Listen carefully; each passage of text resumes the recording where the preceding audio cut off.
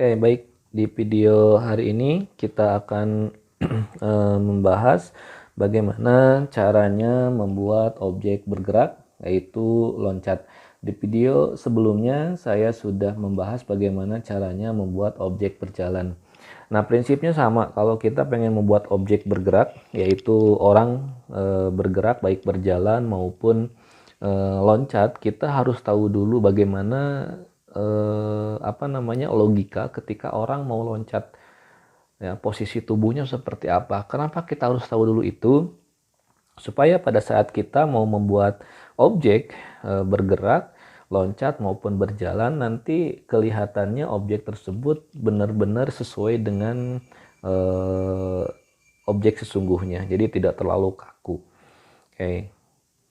Baik, kita masuk saja. Nih, kita akan mulai menambahkan objeknya dulu. Saya akan tambahkan objek. Saya pilih objeknya laki-laki. Kemudian saya pilih skinnya. Nah, sekarang saya pilih yang putih saja. Kalau sudah, diklik OK. Oke, saya beri nama objeknya misalkan pria. Oke. Nah, ini objek yang sudah saya yang sudah saya buat untuk bahan percobaan untuk objek loncat. Oke, kita agak miringkan sedikit supaya nanti objeknya kelihatan. Oke, bergeraknya ya. Oke, kita sudah memasukkan objek ini. Nah, kemudian kita akan coba bagaimana memasukkan struktur kode untuk objek ini. Nah, perhatikan biasanya kalau kita loncat, itu yang pertama kali menjadi kuda-kuda itu kan tangan dari sikut ke bawah. Nah, kita akan coba. Nah, ini dari sikut ke bawah akan loncat nih. Saya akan masukkan elbow, ya, elbow. Mana elbow? Nah, ini right elbow. Oke, kita akan gerakan. Kalau right elbow berarti kita akan gerakannya kemana supaya maju ke depan, kita gunakan yang left, ya. Kemudian kita pilih yang left elbow, tangan kirinya atau sikut kirinya. Oke, sorry ya. Kemudian di turn. Nah, kalau itu kiri berarti ini masuk ke kanan. Nah, seperti ini, ya. Kita kemudian yang kedua, biasanya yang menjadi kuda-kuda itu adalah kaki. Kaki itu agak sedikit ke belakang supaya apa? Supaya ada ke bawah langsung seperti mau ancang kuda-kuda. Nah, untuk kaki kita tambahkan kaki keseluruhan itu adalah hip, ya. Jadi kita tambahkan hipnya kemana? Nah, ini kita masukkan hipnya ke yang backward, ke belakang, sama, ya, besarnya 125. Kemudian kita masukkan kaki kirinya, left hip. Oke, left hip juga sama, di turn. Berapa banyak? Ini sama juga sekitar 125. Ini ke belakang juga. Oke, jadi nanti kakinya seolah-olah akan jongkok. Nah, kemudian kalau kakinya sudah ke belakang, kita akan tekukan sedikit dari lutut ke bawah. Nah, seperti kemarin itu ada nih, kita masukkan. Oke, kita masukkan yang right nih, mana? Nah, ini sama, ini juga di turn. Oke, perhatikan supaya ini terlihat nekuk, kita gerakan ke depan, ya. Berapa banyak? Ya, sekitar 0,5 supaya tidak terlalu nekuk banget. Kemudian kita masukkan yang kirinya, left, ya. Oke, kita sama putar, ya, ke sebelah mana? Ke depan, itu sebanyak 0,25. Oke. Kita lihat dulu ya bagaimana gerakannya. Ini saya belum atur supaya, nah ya kan, nah gitu. Ini posisi kuda-kuda awal sebetulnya. Nah, supaya ini bisa geraknya sama-sama, supaya tidak kelihatan kaku, kita masukkan do together. Supaya bergeraknya ini bersama-sama. Oke, kita drag aja ke sini satu-satu. Oke. Nih, kita masukkan ke sini. Sorry. Oke. Ini juga di sini, oke. Ini juga di sini.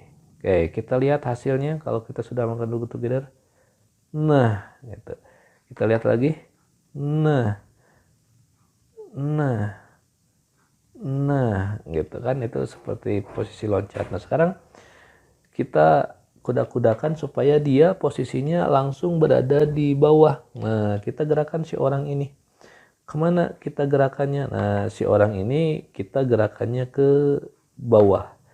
Nah, disimpan di sini, kemudian kita gerakan ke bawah, move down berapa banyak supaya tidak terlalu ke bawah. Kita tambahkan gerakannya adalah 0,08 lah. Oke, baik. Kita cek dulu, perhatikan. Nah, kan? Iya, gitu. Jadi dia udah posisinya udah hampir ini. Nah, supaya apa namanya dia langsung ke atas ya, dan gerakannya ini seperti loncat, maka kita duplikasikan do together ini, kita simpan di bawahnya supaya bisa loncat. Nah, sekarang kita tinggal balikan aja nilainya. Kalau yang tadi itu nilainya ini adalah left, kita akan ganti dengan right. Oke, ini right kita ganti dengan left.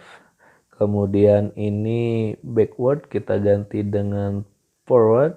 Ini juga kita ganti dengan forward. Oke. Kemudian kita ini ganti dengan backward.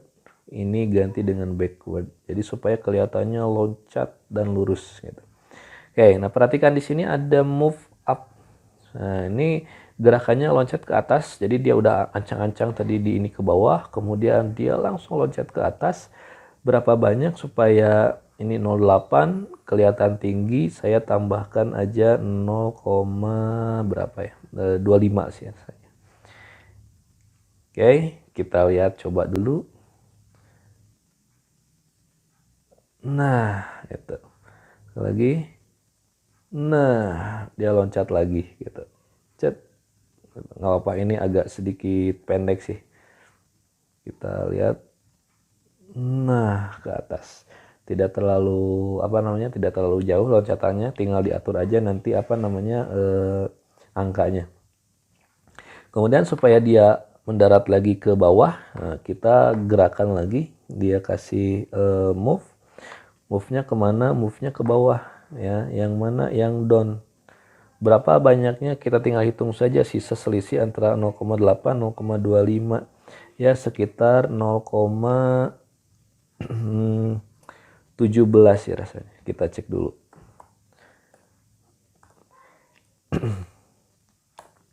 Oke, kita jalankan. Set, jelik. Nah, gitu. Kita jalankan lagi. Gitu. Nanti tingginya, tinggi loncatannya segala macamnya sebetulnya tinggal diatur-atur saja. Ya, misalkan saya mau tambahkan ini jadi jangan 0,25, misalkan jadi 1 loncatannya tinggi, sama-sama aja. Nah, gitu. Cuman ke bawahnya pun juga nanti harus lebih jauh lagi ininya. Tinggal dikasih aja ini selisihnya. Gitu. Misalkan apa namanya ininya 1, berarti saya akan tambahkan ke bawahnya nilainya berapa, antara selisih ini dikurangi dengan ini, jadi supaya nanti ke bawah. Oke, kita kembalikan lagi, nggak apa-apa, biar apa namanya sedikit gak masalah. Atau misalkan ya apalah agak jauh sedikit, misalkan kita gunakannya 0,5, boleh, silahkan, mangga gitu. Oke, kita jalankan. Nah, gitu. Oke, itulah cara bagaimana caranya membuat objek supaya bisa loncat. Anda tinggal mengatur durasinya aja supaya ini loncatnya kelihatan lebih tinggi. Nah, kemudian kita akan coba ya, kita akan coba bagaimana caranya untuk supaya loncat ini atau si objek ini loncat sesuai dengan instruksi dari kita. Ya, jadi begitu kita klik tombol atau klik mouse, maka objek baru bergerak loncat. Nah, supaya kita bisa membuat objek itu terlihat bergerak sesuai dengan perintah kita atau instruksi yang kita berikan secara langsung, maka kita gunakan yang namanya initialize event listener. Initialize event listener salah satu fungsinya adalah digunakan untuk memberikan perintah event baik mouse maupun keyboard terhadap objek. Pada saat objek nanti dijalankan, kita bisa berinteraktif langsung dengan objek yang ada. Oke. Nah, sekarang kasusnya kayak gini. Saya ingin ketika aplikasi dijalankan, objek ini diam, tetapi pada saat saya klik, maka objek ini akan loncat. Nah, berarti kita akan masuk eventnya. Kalau diklik berarti eventnya mouse. Nah, ini ada dua pilihannya. Anda bisa klik di objeknya atau bisa diklik di screen-nya. Saya pilih aja klik sembarang, jadi biar screen di klik maka objek langsung bergerak. Nah, di sini muncul, kita tinggal masukkan saja apa namanya yang tadi di method my first method ini, kita tinggal pindahkan ke sini. Ya, ini sederhananya, kita masih belum bicara prosedur. Jadi ini kita akan coba copy. Oke. Di sini tinggal di drag. Oke. Ya. Kemudian yang kedua ini juga kita tinggal copy. Oke. Masukkan ke bawahnya. Oke. Kemudian yang ketiga ini juga kita tinggal copy. Ya, kita tinggal masukkan di kalau ini sudah di copy semua ke initialize event listener nih, maka kita akan coba jalankan nih. Pada saat dijalankan objeknya di sini masih diam. Kalau tadi langsung loncat. Kenapa? Karena di sini perintahnya kita sudah pindahkan dengan instruksi. Jadi kalau kita klik mouse di screen, maka objek akan bergerak. Kita coba. Nah, loncat, ya, klik lagi, loncat, ya. Nah, itulah salah satu fungsi dari event listener. Nanti kita akan bahas di video-video berikutnya tentang prosedur dan event listener yang lain. Baik, itu saja tutorial kita di pertemuan video kali ini. Selamat mencoba, terima kasih. Assalamualaikum warahmatullahi wabarakatuh.